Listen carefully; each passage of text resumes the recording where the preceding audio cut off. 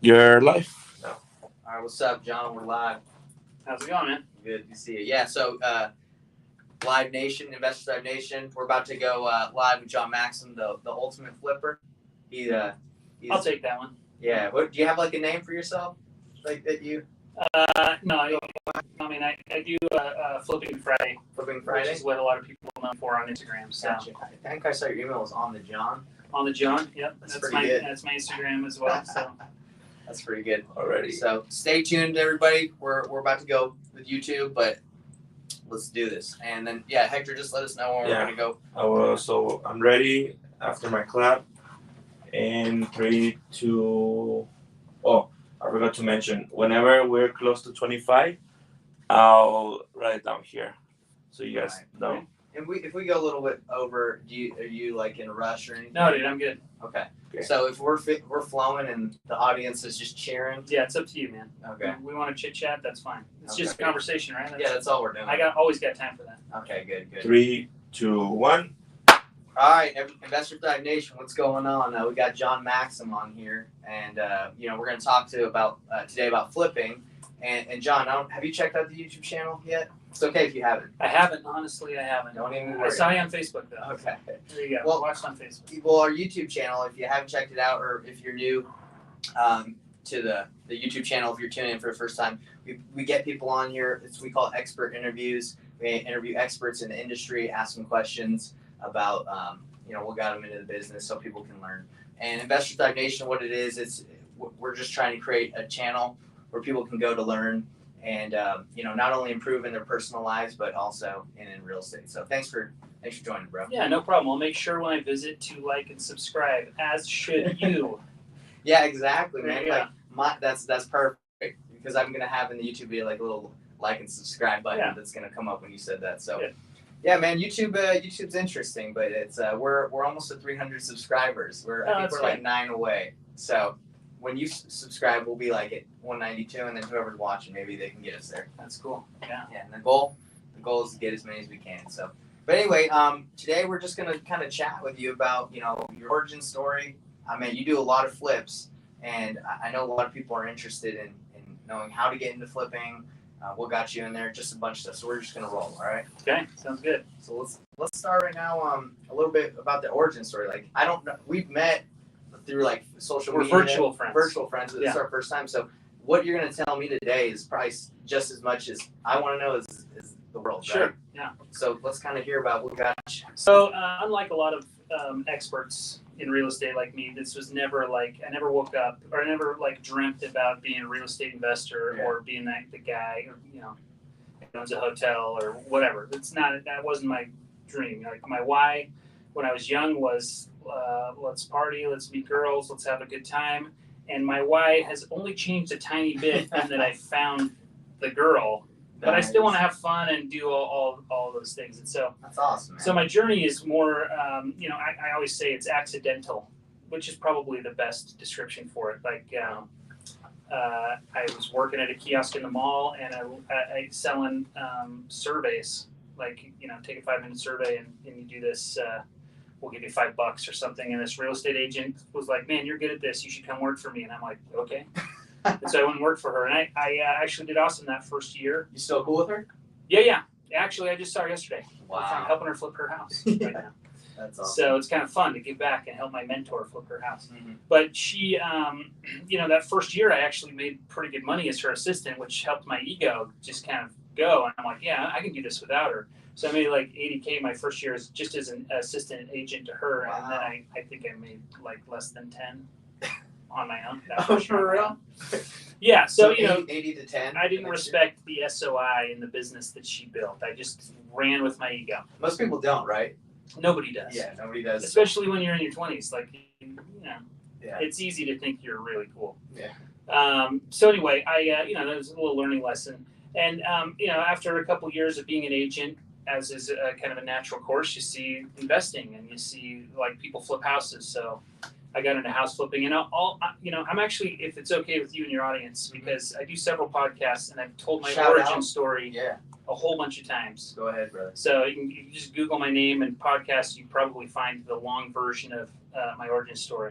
So I want to try to tell it the fastest I have. 100%, bro. See- But where can they find you, just so they know? Because I'm all about cross promoting Sure. The best way to reach me is on Instagram, and it's just at on the John. on the John. John with an H.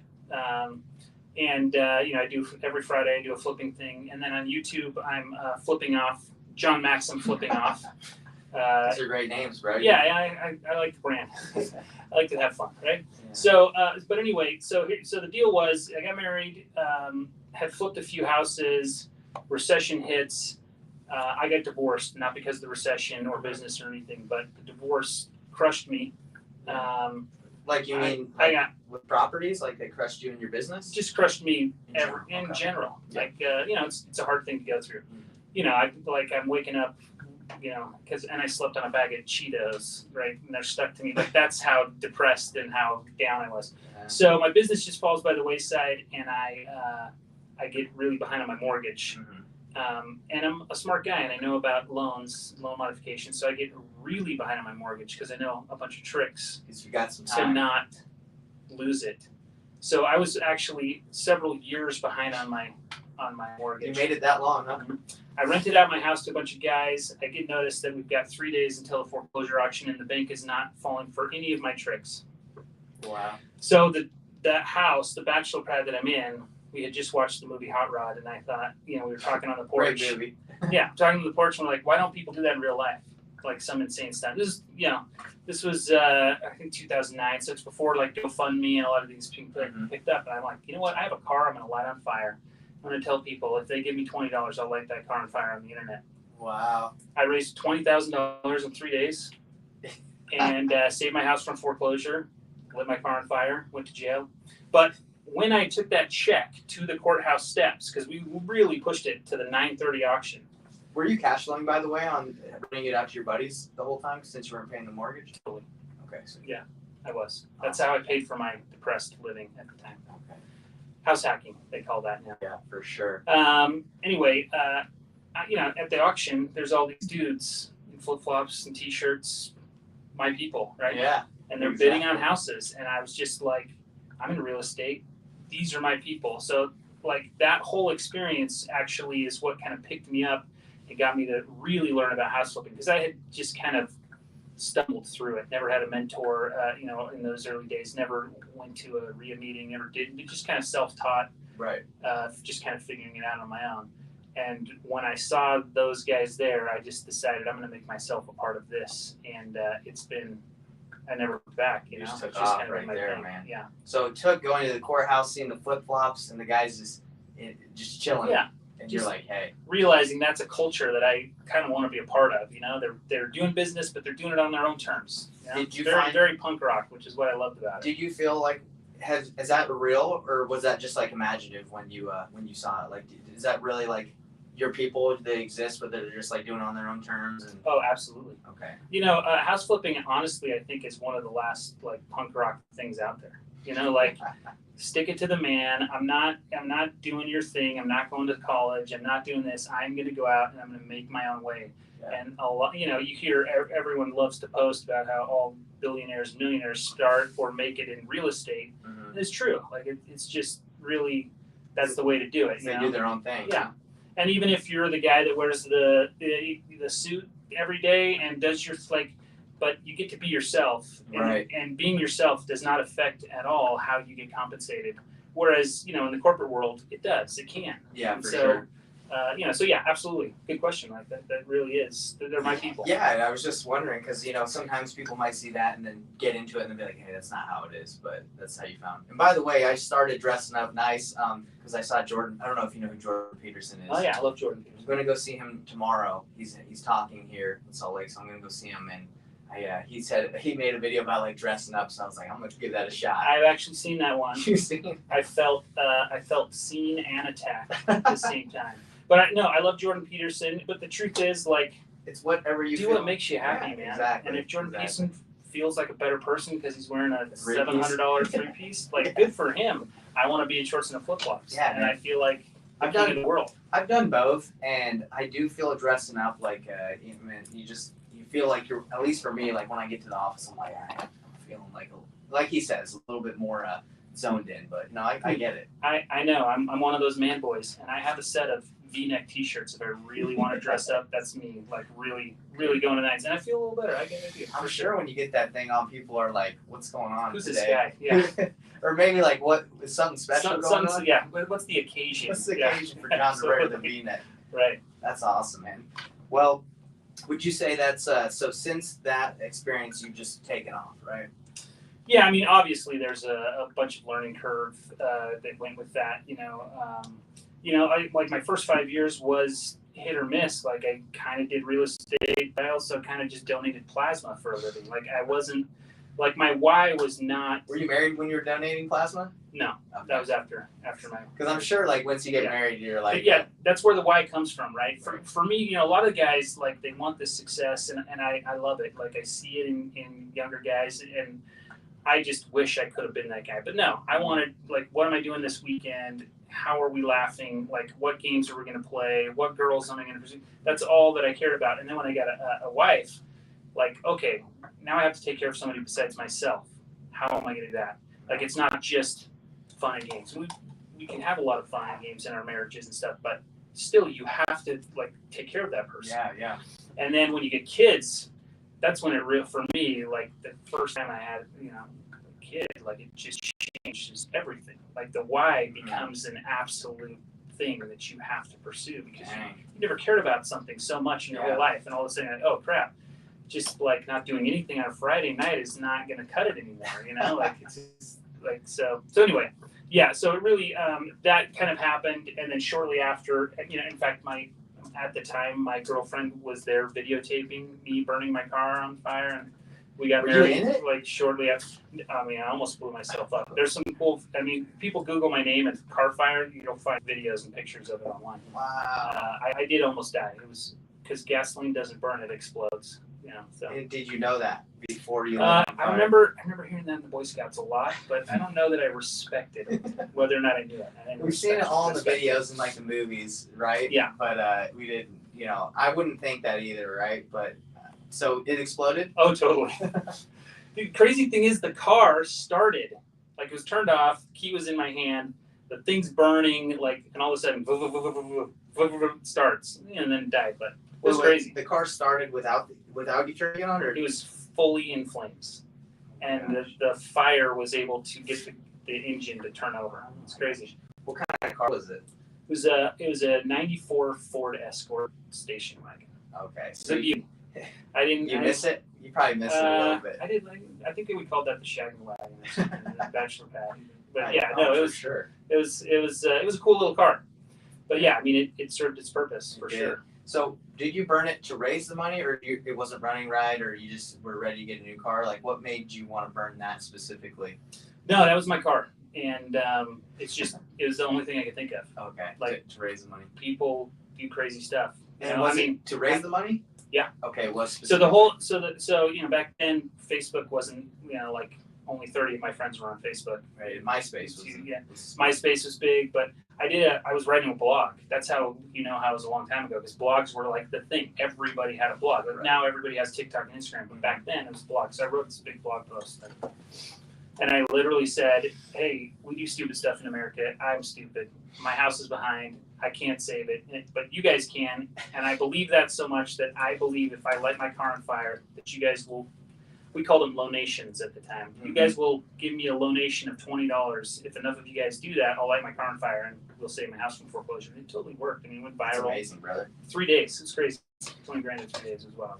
I'm a part of a couple of Facebook groups that teach wholesalers and brand new investors, and they give away like some of the big guys. Like I think one guy gave away a car today, and another person like 10K. I know you got something going on like with the treasure hunt. Are you exploring more ways to like do stuff like burn a car? Not necessarily burn a car, you don't go to jail, but are you exploring other ways to do stuff like that?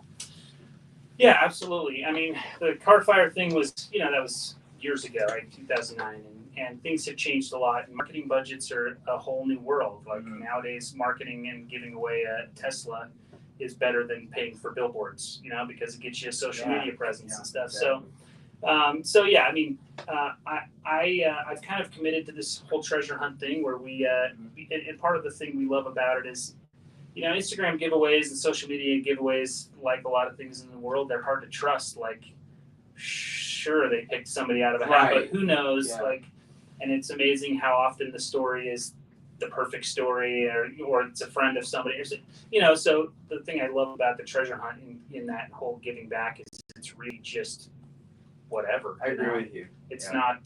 There's no me. I'm not like picking my friend's sister or whatever. I'm just burying treasure in the ground and letting everyone have like a great time finding it. Yeah. And it's proven to be had a lot of cool side effects that we didn't kind of plan on in the first place. Of just like making people happy and work together as families and stuff like that. And just you want to kind of let Investors Thrive Nation know what got you started with the treasure hunt? Like, what was the purpose? Yeah, a wholesaler who I had built a relationship with just because he had wholesaled me deals calls me up one day and he's like, "Hey man, I want to bury treasure in the ground." And I was like, "That sounds super fun." And it was COVID and everyone was stuck in their houses, and we just thought, we talked it out. We're like, "Man, it's just get away for people to get out." I mean, this was like in the early days of masks and 6 feet and all this kind of stuff, and we had gotten stimulus checks that we kind of didn't think we deserved. I mean, of all the people on Earth, we're fairly good at what we do, and why is the government just handing us money? So we're like, let's just bury it.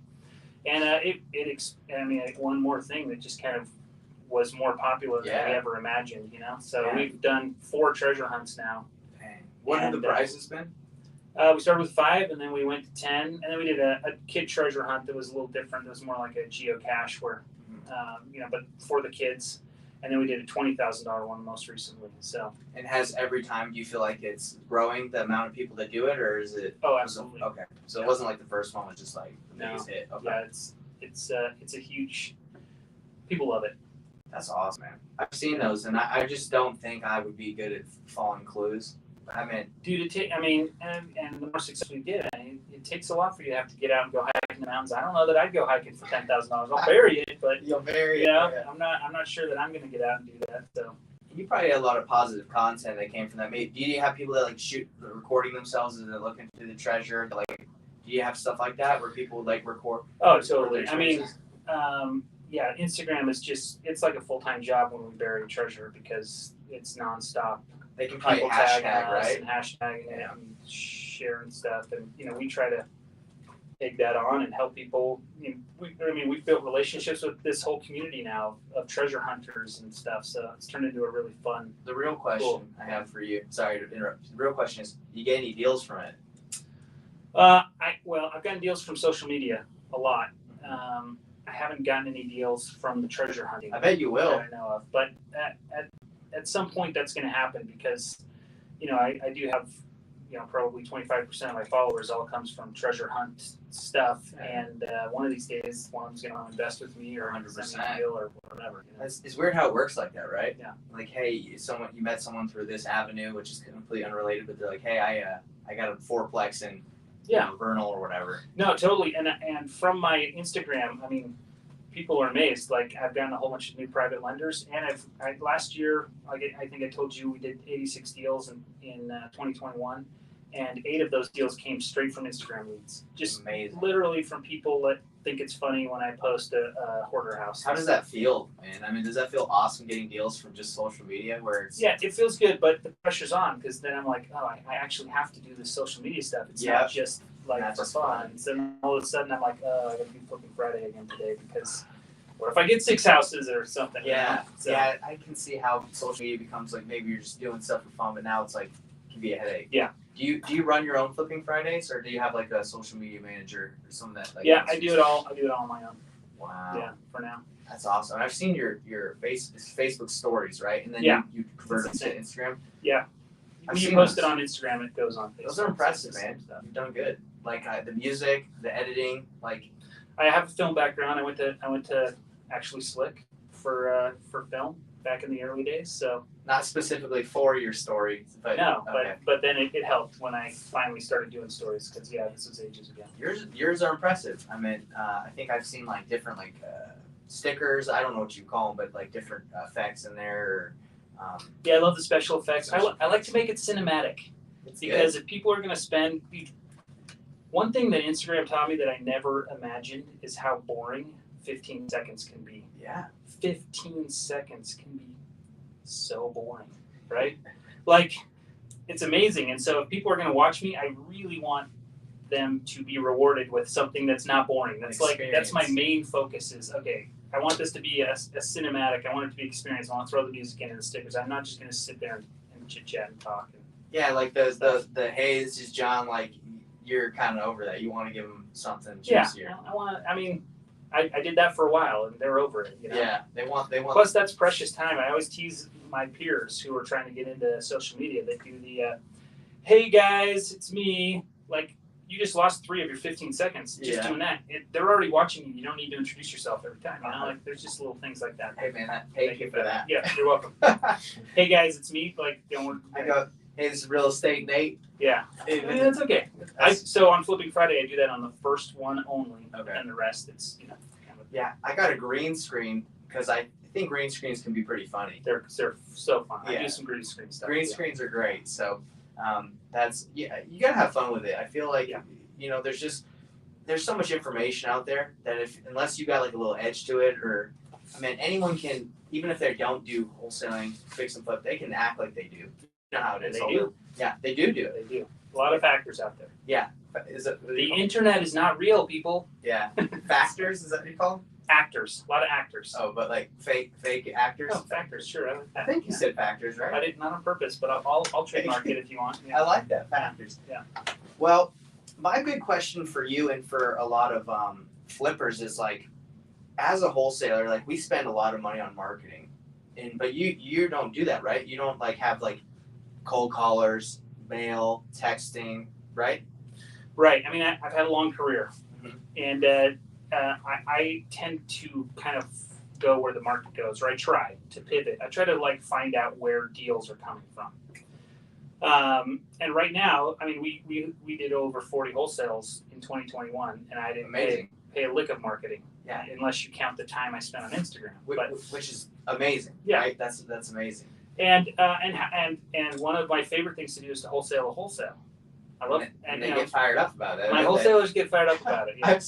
I saw a conversation and I laughed some new at that. Some new wholesalers can really take that hard. And even now, there's some wholesalers that are like, we don't allow daisy chaining and blah blah blah blah blah. Do something about it. We all grow up. We're all grown ups, and like, if I can sell a deal that you can't, I mean, that doesn't matter. Like, a lot of them think, oh, you took money off from me, because if you sold it for $10,000 more than I sold it to you, I could have sold it for that. But that's the exact same thing you're doing with the seller. Like, it's kind of funny. Bro, they won't last, in my opinion. They won't, unless they grow. Which the wholesaler you're talking about, which people can find on my Instagram, that story. I don't know who it was. I think he's grown. Okay. So it was an emotional. Put him in his place. It was an emotional time, but now he's still in the business. We still work together. I don't let people know who he is, but he has grown, and we all do. To get upset about someone making money when you made money, that's like so stupid. So stupid. Because even like you run into the flippers, they're like, "Oh, I only let wholesalers that bring me make this much." I'm like, "We can't work together, bro. Because I don't care how much you make. You shouldn't care how much I make." Yeah. And then wholesalers that care if you wholesale it, you just didn't. You accepted the offer. Right. Yeah. So. Yeah. So it's fun. So with me, I mean, I've been wholesaling since before wholesaling was a word, right? Like. That.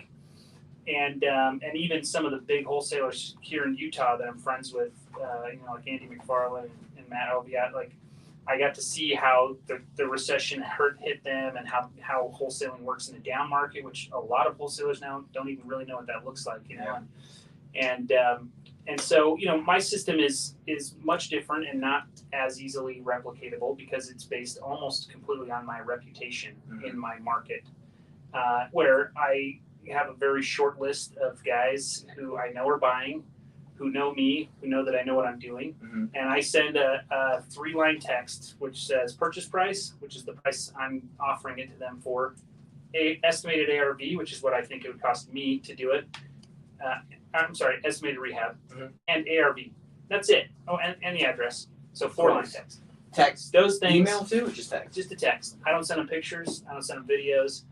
If they're interested, I let them, figure out how to get them into the property or whatever.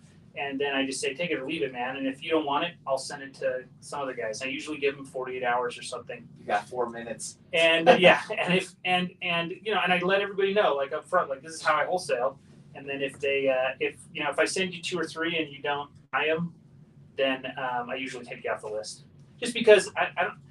When I get a deal, it's a deal, and I know that if they don't buy it, I'm just gonna take it down. Yeah. Which gives me so much arrogant power, I guess you could say. Yeah, it's like Like hey, it's just I like don't need whatever, man. You want it? This is a good deal. Take it. And if you don't, this is not a good deal. I mean, there's plenty of reasons why I'll wholesale. Maybe I can get a great amount of money.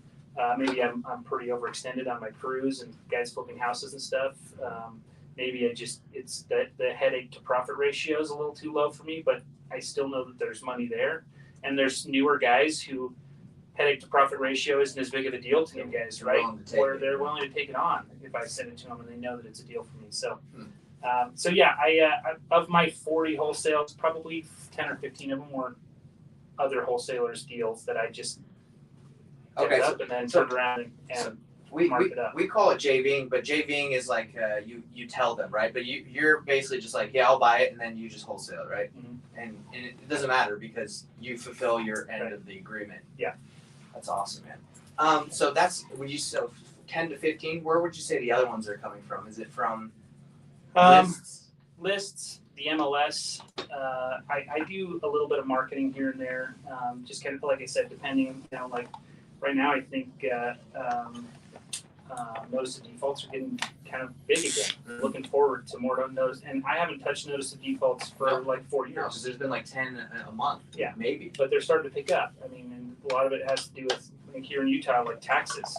People's taxes, like their escrows just going up. Their payments like just magically going up like $300 or $400 a month. That shuts people down. Yeah, that can sure. The average man, that can knock him right off. And so, notice of defaults, so I've started buying lists and calling notice of defaults. You yourself calling them, or do you have a guy? Or I have 2 avenues. I have somebody that I'm training that's going to come work for me, probably doing acquisitions as I see the market kind of turning more towards me wanting to actually call on some of these and do some of that work, where most of the time I'm happy to let the wholesalers do it with all the marketing that they spend. But and then I also have somebody who has a company where they'll call, if I provide them the list, they'll do the calling. Is it Dave? And then provide, Dave Klein. He's got his cold callers in Peru, wherever they're doing it. Yep.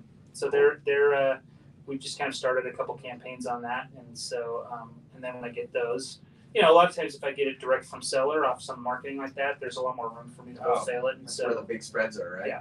So when you have Dave's squad calling for you, do they push you a lead and you have to negotiate it, or do they do the negotiating and then I have to negotiate? Okay. Yeah. Have you been getting a lot of leads that you've been having to call through?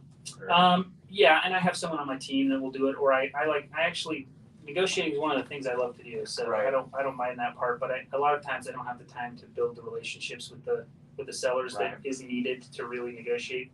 Yeah. So a lot of times I'll have somebody on my team that does it. But it's, the lead comes in, we try to get to it as fast as possible. If that's me or if that's them, we'll do what we can.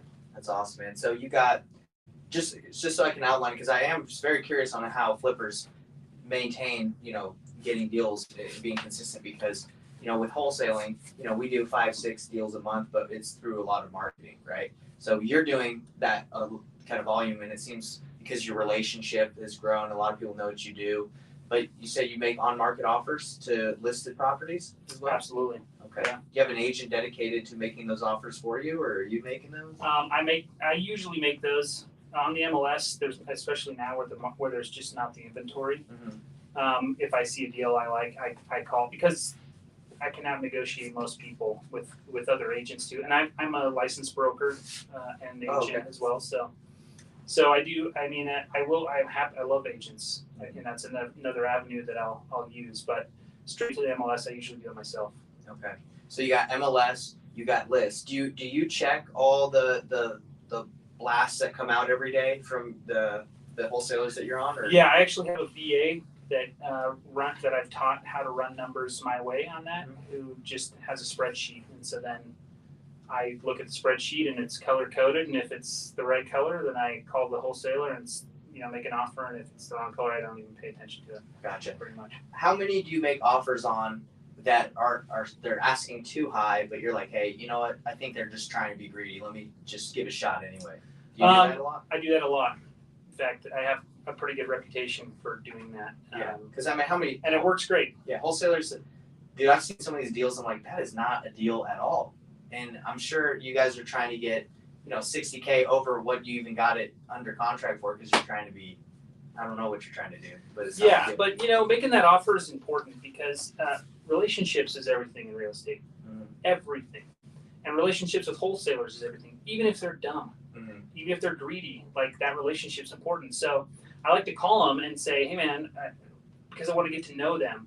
And if they know that I'm making them an offer, even if they get offended or whatever, and I do that over and over again, I get to know those guys. And the truth is, I mean, I know like Tom Kroll and them and a lot of the wholesaling educators teach, like, do not be friends with your cash buyers or you end up working for them, which is cool. Yeah. I totally get the reasoning. But I get more deals by the wholesalers who I know them, I know about their family. And I mean, it's the exact same thing that you guys teach to do with sellers. Dude, like you just get to know them. Yeah. And you build that relationship, and maybe it takes 6 months or a year, but then wholesalers start giving me deals. And when they can't sell, when they call me, I'm like, dude, I can't sell this deal. What would you pay for it? And I give them a number, and they sell it to me.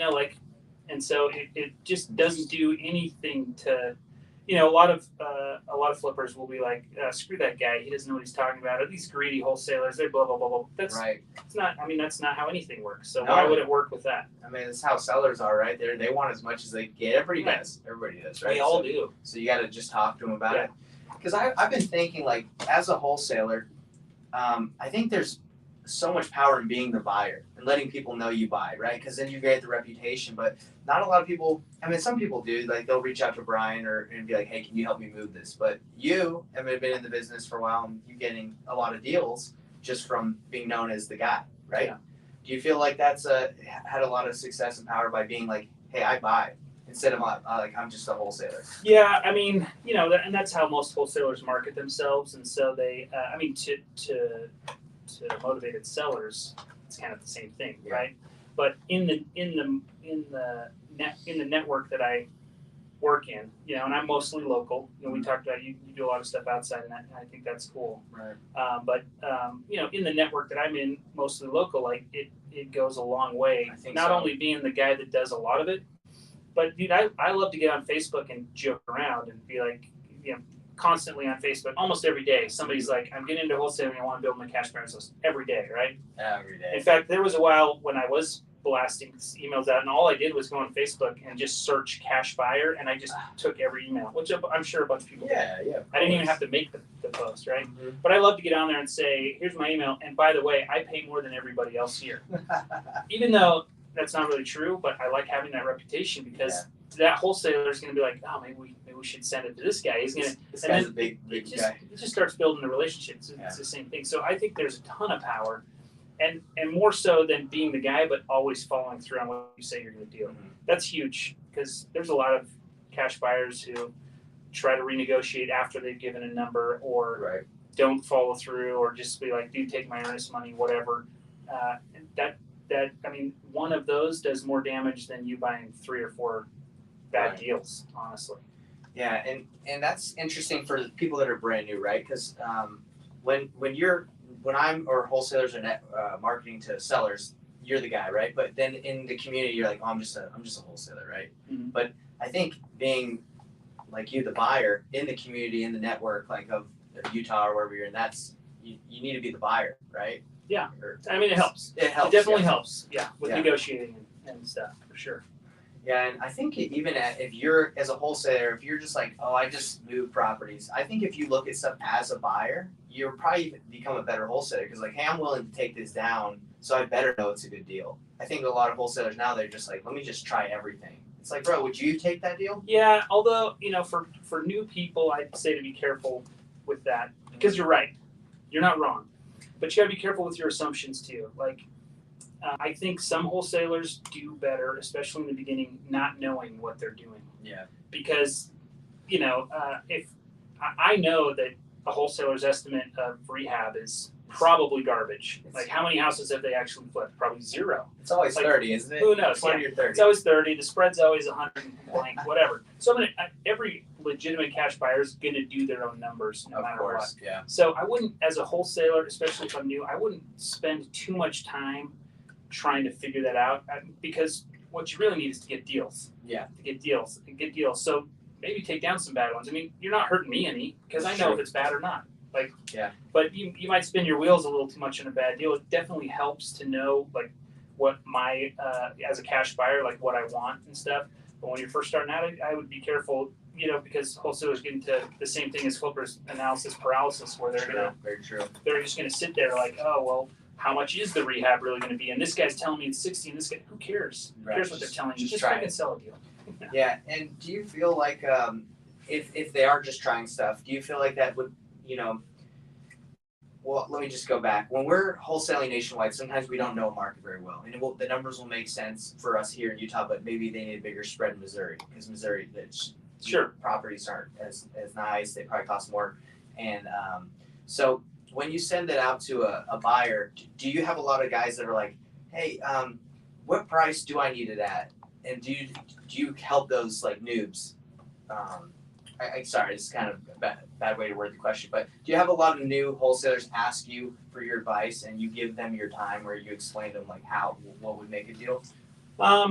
Yeah, for sure, and I'm happy to share with them. And I think for the most part, most people are. I mean, like I said, some cash buyers get a chip on their shoulder because can't believe that guy made $50,000 wholesale fee, whatever. But for the most part, I think those of us that are mature about it, are happy to help. And I think wholesalers should definitely be learning, but they don't want to be they don't want to get trapped in the box of like having to have accurate information. Yeah. At the same time, like I don't think there's anything wrong with a wholesaler getting it under contract for what they can get it under contract for, and trying to make 10 to 20 grand on it. Because I mean, I know you guys are working on lists of 15 to 30,000 people or more. Like, who knows? And you never know. Like, assuming things can really burn you. And so, the more we learn. I mean, obviously now I'm at a point where I wholesale with a 4-line text, right? Yeah.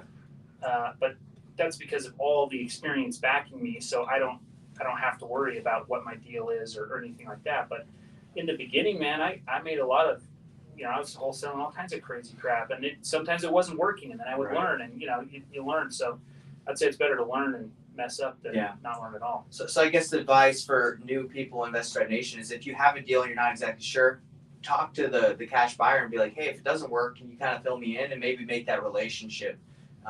Because it sounds like you'd be willing to help.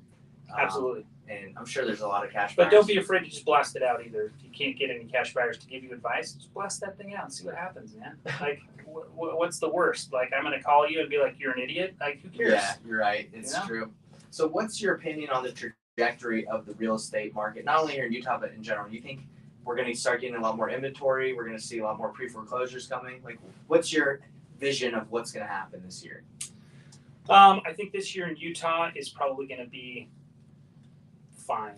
I mean, things are just kind of happening the way we thought that they would so far. I mean, it's only March, or it's already March, depending on how you're looking at it, right? But things have kind of gone the way, and I do like that I'm starting to see some people kind of doom and glooming, whereas like last year it was just like nothing can happen, we're invincible, which is always a telltale sign, right? Yeah. Everyone in the market was like that.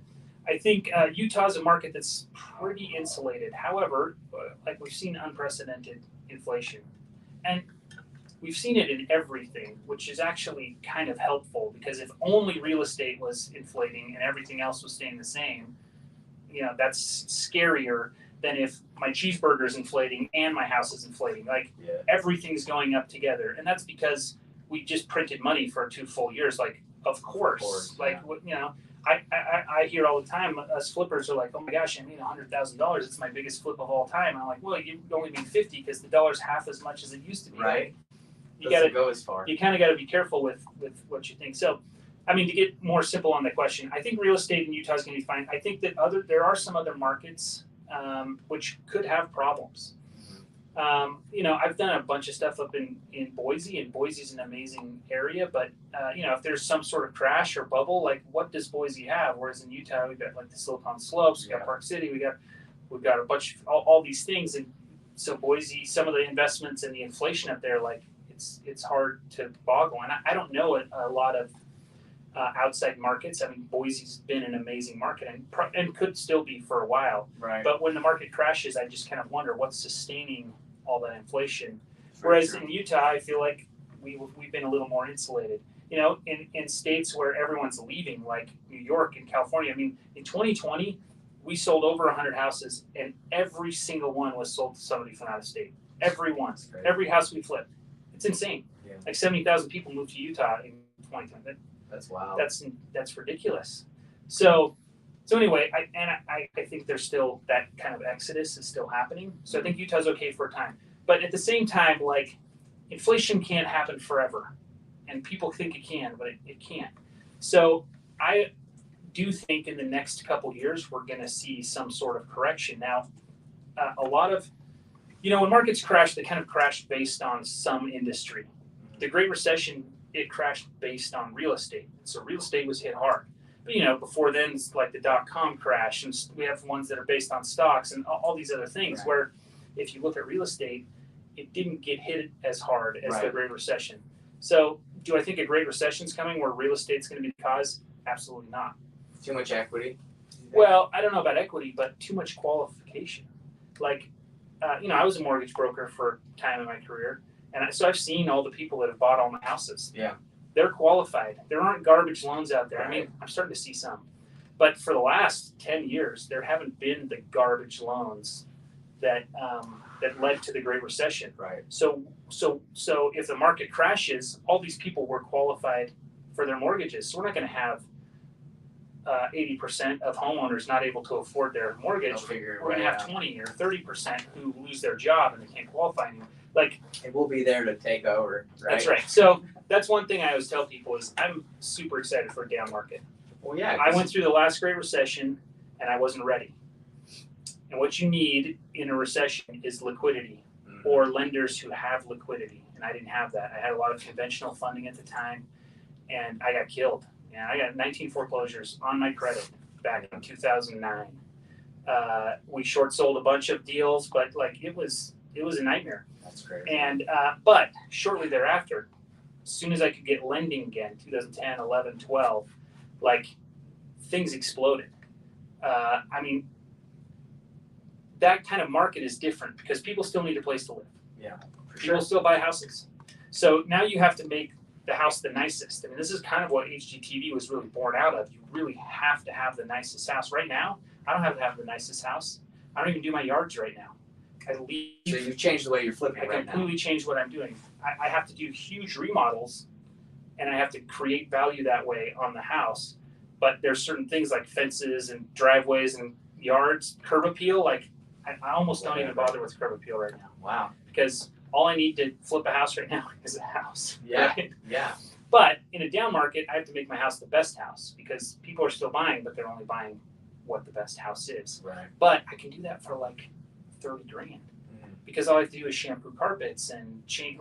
When the market's going down, if you buy correctly, you don't have to do these massive remodels to create value. You're creating value just by making your house one of the best houses in the market. So it's a different market that I'm excited and ready for. But I think more than likely we're going to see more of a flattening and then a down because so many people were qualified and so many people can just hunker down and stay in their house for the year or two that it's going to take for the correction to kind of run its course, or 5. I mean, people with their equity and the way they were qualified for mortgages could hunker down and stay in their house for 5 years. Almost everyone we know literally can do that. That's true. I mean, maybe they lose a job, maybe they don't have reserves, things like that, but I think the percentage is so much lower that we're going to see more. I agree with you. I think there will be some, but pre-foreclosures coming in, but yeah, not like before. I was in high school when that crash happened, so yeah. I'm not really familiar with how it affected the real estate market, but it sounds like you were in the thick of it, huh? Yeah, I wrote it. One thing I love to tell people about that is when real estate crashes, it crashes slowly. I get people all the time that are like, no, my McMansion up on Draper, dude, it lost 30% overnight. That's just not true. That's not true. Like real estate's a slow moving machine. I mean, just our the time like with stocks and things can get sold like this. For sure. With real estate, it takes you 45 days in escrow. Like things don't move that fast. And so when the market went way down, it took like 3 years before it hit that bottom that everyone talks about. Yeah. So you have, and if you're in real estate every day, we had like a 6-month head start where we knew it was crashing before it ever hit CNN. Now, the thing that makes me a little nervous about the next crash is when COVID happened, it was like instant worldwide because of social media. Yeah. So I don't know that we're going to get a 6-month head start like we did in news spreads 2009 faster. because news spreads so fast that I do think like one day I'm going to be like, oh crap, the market's crashing. And in less than 10 days, everyone in the world is like, might even hear me literally say it because of social media. Like you just don't know, right? Yeah.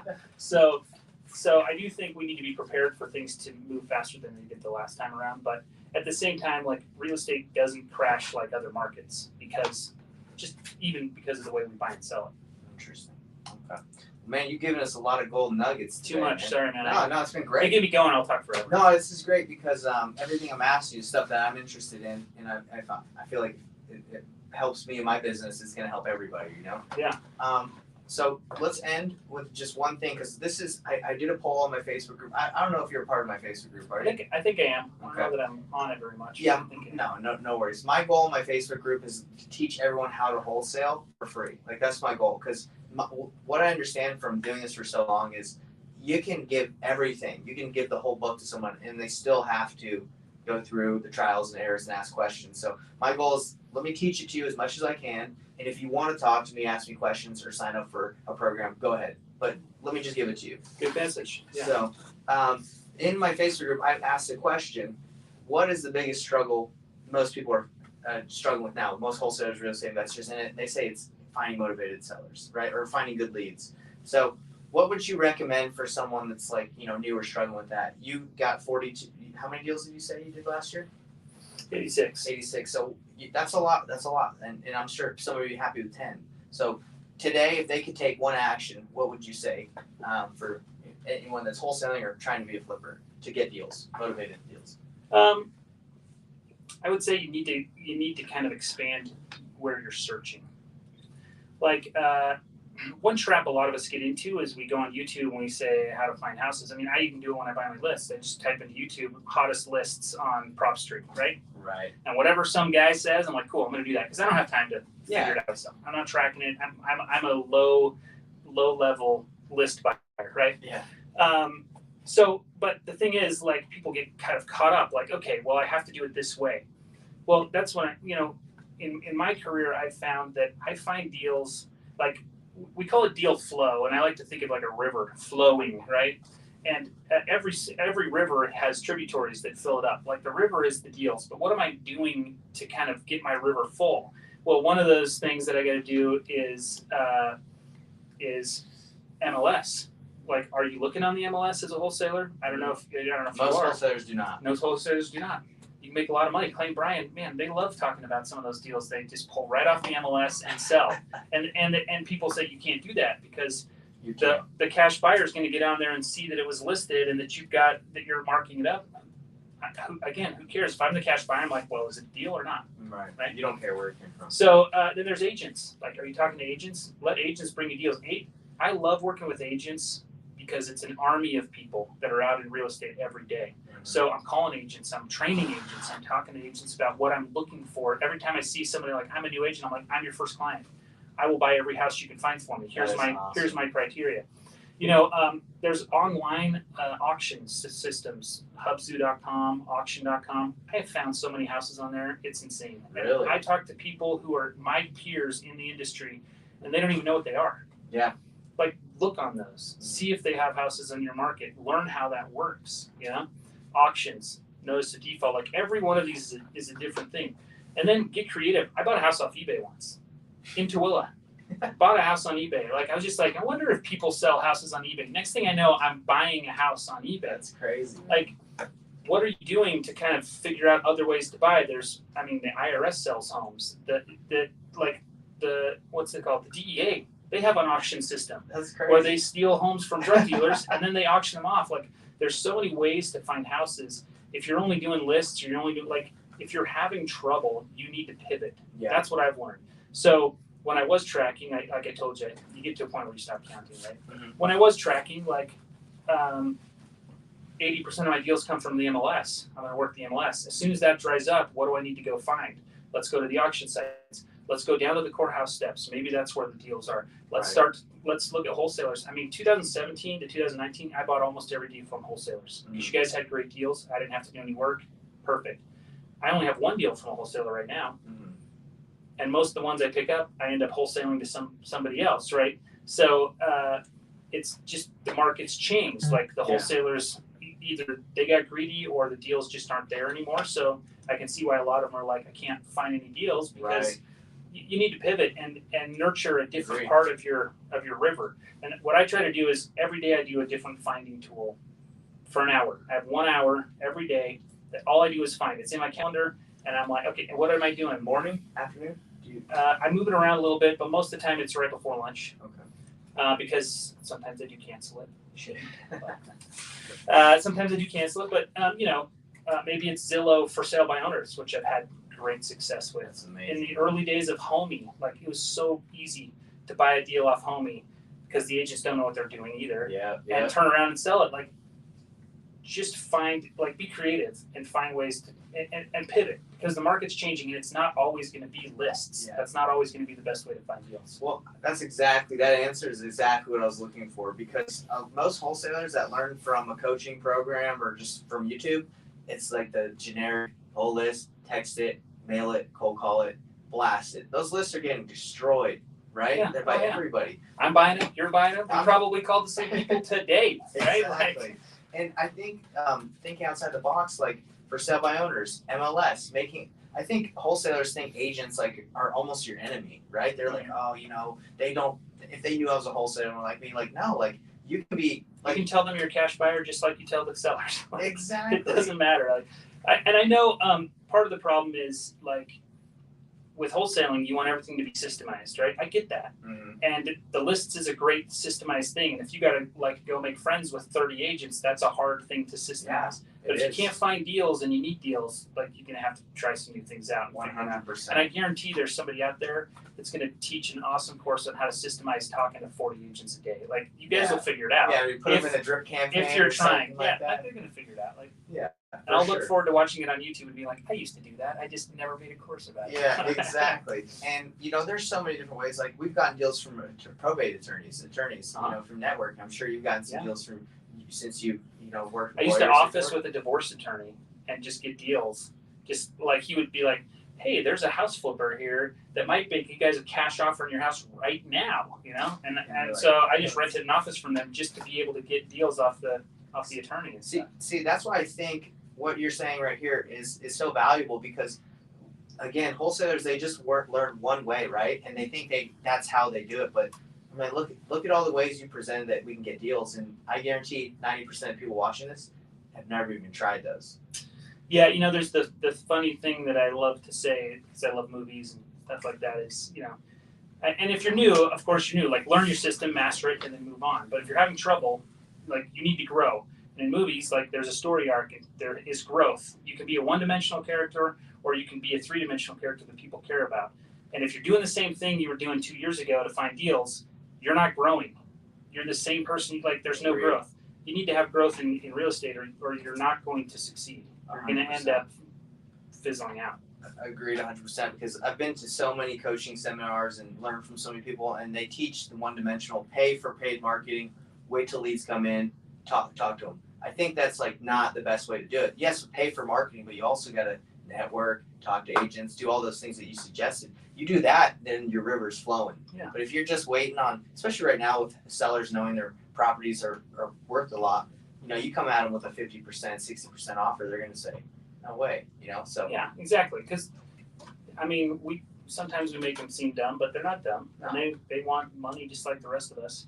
But yeah, if a system works, use it and use it and use it and use it. But it's not always going to work. Like I'm changing up what I'm doing at least every 6 months or more. That's awesome. almost never has one year been like the year before it as far as finding deals. Almost never. That's awesome. And so I have to pivot, and when I pivot early and aggressively, I always have better years. I love it. That's something everyone needs to take to the bank, especially in my business, because I have, my guys, my employees that I hire, and, they are set into a system, and they're like, I will call leads that come in. But, they're not thinking, well, let me do this and this and this, right? Because that's outside the box. Mm-hmm. But that's I think that we would flourish. Well, that's your job to think outside the box. Definitely and then make a system that you can plug them into, because they're never going to do that. That's why they're so good at where they are. Exactly. But no, that's definitely stuff I think everyone can learn from. And one last question I have for you before we go, because it's been awesome talking to you.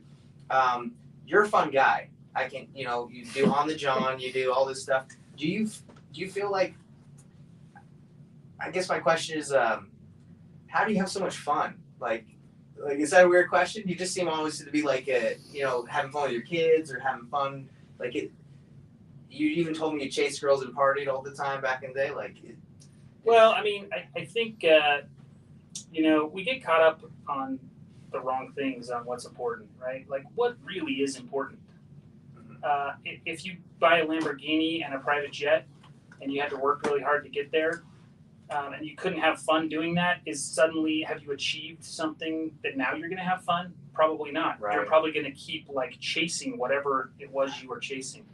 And so, it's nothing new or sage or anything, but just being present and realizing what am I doing? Why am I here? And you have to have fun on purpose. Yeah. I hate to say it, but if you wake up and you're like, I'm going to have fun today, you will. Yeah. Even if it's an awful day, you'll make fun of it more. You'll have jokes. You'll whatever. Live life on purpose. And if your purpose is to have fun, it's not that hard. Yeah. Just even if I suck today, I'm gonna have a good time. So do it on purpose. How do you have fun every day? You do it on purpose. Yeah, and the reason I asked you that is because I feel like so much of the culture in America is just grind, work hard, and you're trying to achieve a goal. But I see you, and you're kind of like, hey, I'm just having a good time, And I think people probably gravitate towards that, or they like that because it's not so much about, oh, I've flipped 80 houses and I'm a freaking the man, right? Do you feel like? Do you try to personify that or exude hey, I'm just me? No, I mean, obviously we all like people who are transparent. And so I do try to be as transparent as possible. Plus it helps me sleep better at night, I don't do a lot of the education stuff because I have a hard time, I used to teach seminars and do fulfillment. I have a hard time with all the people that aren't going to do what I say. And if they don't do what I say, they won't succeed. And then they blame me for it. And guess what? 95% of the people, 95% of you guys are not going to do what we're saying. I know. But that's just life. I have a hard time with that. I don't want to do that. So it's easier for me to back. You did do a little bit of education. and I still do a little here and there in certain situations. I have my ride-along day where I borrow my sister's van and people just pay me to come with me for 2 days straight. We're doing one of those coming up in May. But I do a little bit, but I don't like to. And that's just me. I don't like to, and people that do it, I love it, and it's great. And there's so many successful people who are my friends who have been a product of the education and the seminar systems that I can't say anything bad about it. But it's not my style. Dude, I'll be honest. It helps me to be more authentic when I'm not trying to sell something to somebody. I can just do my thing, and if you like it, you like it. And if you don't, there's plenty of other people that you can follow that are probably your style. There's so much stuff. And I've been starting the coaching thing just to help people because I know when I started I needed help. I started paying because I paid for speed. I could have probably figured out wholesaling by myself, but I probably would have taken me a long time. So I paid for the speed, and I know the need is out there, but it is very difficult to know the actions they need to take and be I don't know if they're gonna do that. I know. And it is kind of hard. People don't take action. People are scared. Most people are. I've been there and you've been there. But, you're going to lose money. You're going to fail. And if you're not okay with that, don't pay anyone $40,000 to learn how to not be okay with that because it's not going to work. Yeah, it's hey, pay me and I'm going to tell you to take action. That's what most coaching is. Hey, I'm just going to tell you to get to work. And that's mostly, that's kind of the hard thing to do is I'll accept money from you just to tell you to do something you probably won't do because it's hard. But yeah, it's interesting. But thanks for answering the question about fun because that is I think people lose sight of fun and you can enjoy the journey instead of let me enjoy once I get there. Let me have a good time once I get there. And you're having fun all the way. Yeah, when I had 19 foreclosures, I had fun. I was still waking up and saying I'm gonna have fun today, even though today's really, really gonna suck. You know, and it works, man. Like it doesn't take that much to have a good time in life. Dang, dude, I think that's something. See, I have a morning routine where I like say what I'm grateful for, but I'm never like I'm gonna have a great time today. I'm gonna have so much fun. I'm Try it. I'm gonna try it. Add it to the things you're grateful for, and just be like, you know what, today's gonna be awesome. I mean, it's the same affirmation thing that a lot of people teach, but you know, fun is something that we think is reserved for kids, and it's not. It's for everybody. You can have a great time. We're having a great time today. Yeah. All right. Well, hey, Investor Dive Nation, we had John on here, and where can they reach you one more time before we head out? Seriously, like email for me is going the way of the dodo. Like I feel like it's going to be snail mail in like 5 years. So do not email me. Even though if you want to, you can find me. But Instagram right now is the best way. I try to answer all my DMs. So @OnTheJohn, I'm there and I'm trying to have fun. All right. On the John, have some fun. Thanks, Investor Dive Nation. Thanks, John. Yeah. Hey, thanks. See you guys. Oh yeah. That went a little long, huh? Yes. Sorry, man. I didn't bother you, right?